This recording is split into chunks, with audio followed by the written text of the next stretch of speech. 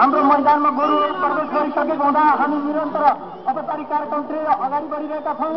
मलाई पनि यो गोरु आइसकेको हुँदा यहाँहरूको बिचमा हास्य कलाकार श्रीकृष्ण सिंहला हुँदाहुँदै पनि यहाँहरूलाई हामीले अहिले केही दिनको लागि उहाँलाई हामीले पाखा लगाएका छौँ र समय हामी प्रवेश गर्न दिनेछौँ। यहाँ कार्यक्रम अगाडि बढिरहनेछ।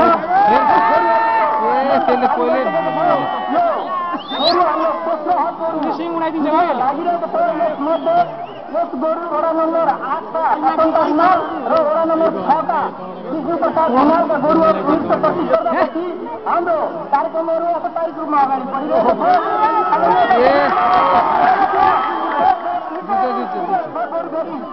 आदरणीय मित्रहरू, हामीले गोरु जुधाउने लडेको खण्डमा हामीले छुट्याउने भन्ने नीति पनि बनाएका छौँ। कुनै पनि प्रतियोगिताको नीति नियम बिना कुनै पनि प्रतियोगिता सञ्चालन नहुने भएको हुँदा गोरु लडिसकेको छ। घाइते भएको भए हामीले औषधिको व्यवस्था गरेका छौँ। तपाईँ जहाँ भए पनि गोरु घाइते भएको भए तपाईँले गएर हेरिदिनु हुन अनुरोध गरिन्छ।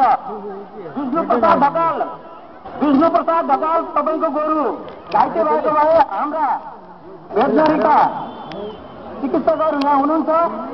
उहाँहरू बिचको गोरुहरू बिचको प्रतिस्पर्धालाई